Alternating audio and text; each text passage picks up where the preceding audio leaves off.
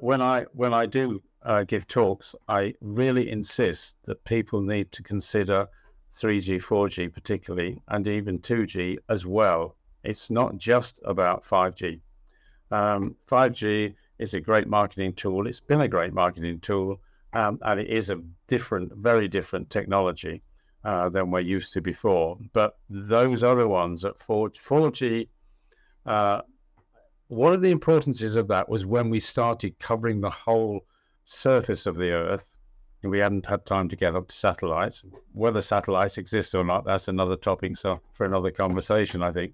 But before we had all of those, 4G came out, and that is when people, particularly nature researchers and observers, started noticing the decline in biodiversity, insects and other animals. Yeah, and of course it's going to affect where we can't see in the seas and the and in the ground, in the soil as well. It's going to affect those things which are fundamental. And then of course when we come to 5G, which is a really important topic in itself, I quite agree. But I just like to remind people that we've still got those other things around. They are not disappearing. We have been told that 3G will be taken out of commission by 2030, was what our government announced. But I do know that, or I hear companies saying that they're dropping it already. So that's, and interestingly enough, if you wanted to choose between 2G, 3G, and 4G in terms of the radiation against you when you're using a phone, 3G is the best for that. It's the lowest radiation, frequency radiation that you'd have, is lower even than 2G and certainly lower than 4G. So again, I'm not saying that that's deliberate, but so it's interesting that that's going. Whether it will go completely, I don't know, and I'm pretty sure that we're going to have 4G for a long time yet. So when 5G then is introduced, they don't just discontinue the previous version. It's still there. Like it's still there, and I'm often asked, what is 5G turned on? Are we using 5G? And what about 6G, Ian? And to some extent, I always have to answer that, well, I don't know, because one of the big differences, and this is another thing that should make us concerned, we're not being told so many things. It's almost as if it is being kept secret. The reason, one of the reasons why there was so little specific biological testing before 5G came out was because the scientists weren't actually being given the sufficient information to be able to test it properly. There's a little bit more, but still not a huge amount. The lab tests are going to be inadequate in some ways. They give us a feel for what may happen, because you can never reproduce in a lab what we're getting in the real world. The pulsing, the modulation, the changes, and it's those pulses and modulations that are really the biggest effect on us. If it's a steady sine wave frequency, then it is not as harmful to biological life. Let's really get into that then. So if we can make this a real clear picture for someone who's watching here, let's talk about the effects of, let's start with 3G, and then we can work our way up to 5G. What is the big difference there? So there's a clear difference in the radiation and the technology that they use. And you say 3G is, well, quote unquote, safer. Yes, the lowest radiation when you're holding your phone against your head. Right. That's all I would say. That's all I was saying. No more than that. So it's not actually. Well, I mean, it's not safe, but it's better, I suppose. Yeah. Than 5G. Well, I mean, what I can say is that no airwaves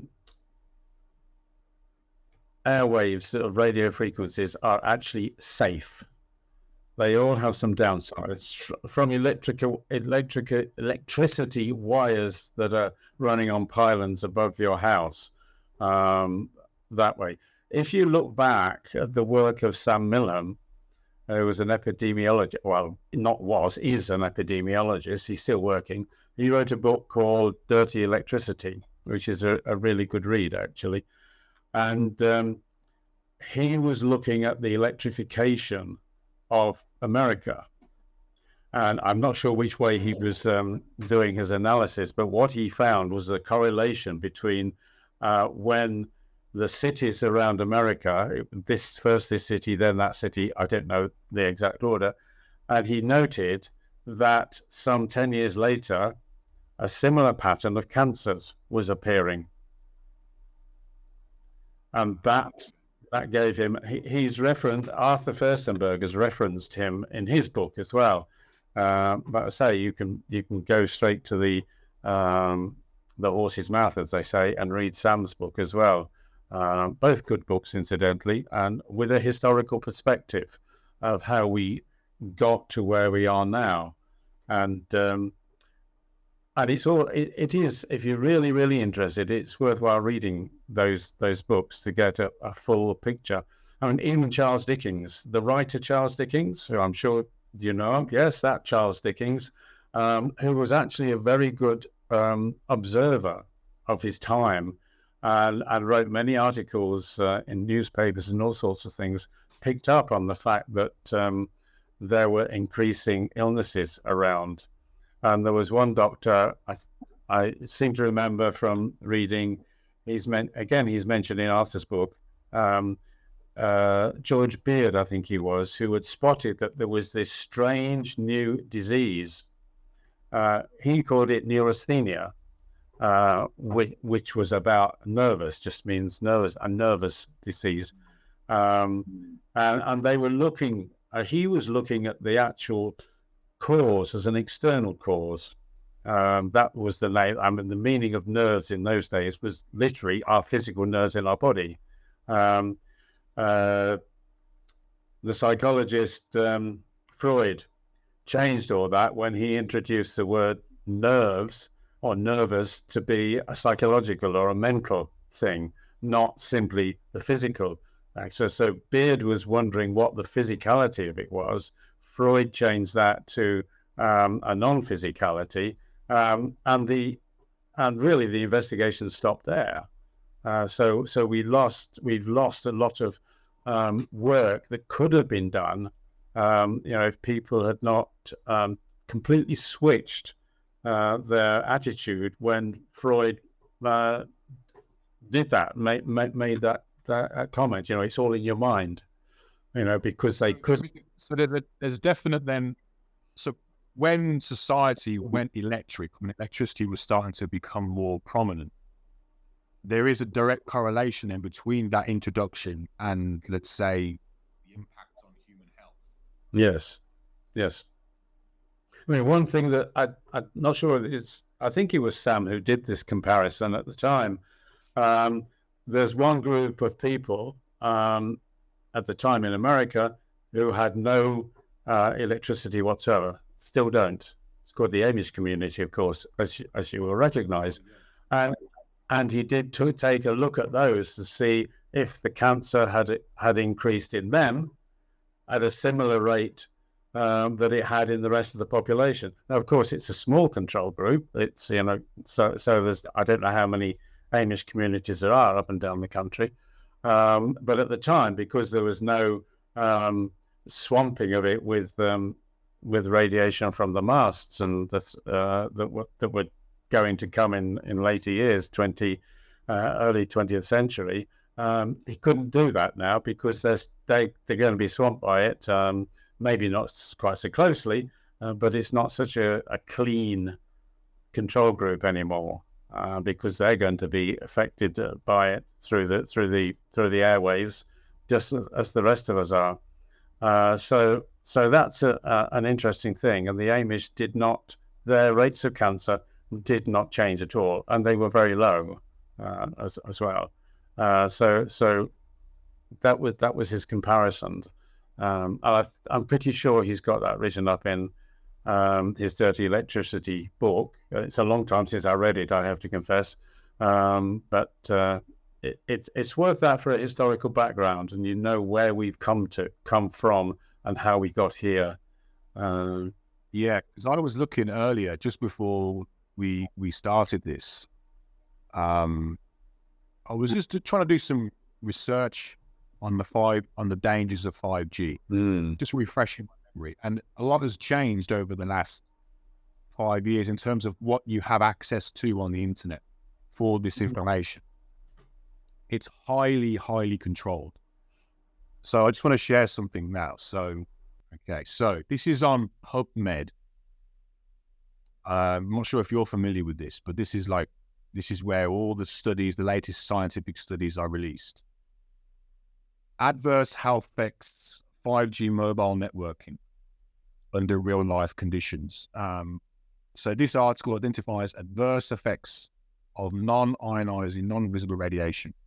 It emphasizes it basically said that these will affect the eyes. Oh, here it is here. So this article also presents evidence that 5G mobile networking technology will affect not only the skin and eyes, as yes, will have adverse systemic effects as well. Yeah, he's absolutely right, or they are absolutely right. And there are so many articles, research papers. I've yet to read any research paper, and I've read quite a few, and that has no cases. That says none of our case studies suffered any adverse effects whatsoever. I've yet to see that case. They always say, that the number of cases that were affected negatively is insignificant, or something like that. There is no clear evidence. Matt Warman, when he was the Minister of All Things Digital, wrote a similar thing to he didn't use the word clear.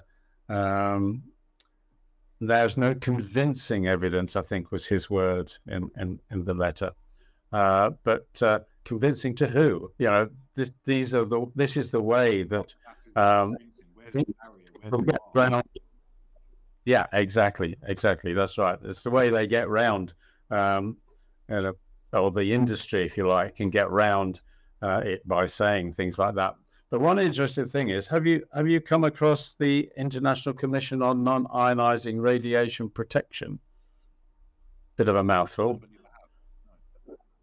Okay, well that was set up in 1990. The 1990s anyway. Issued its first report. The idea was that it would act as an international group that would set exposure standards which would be safe.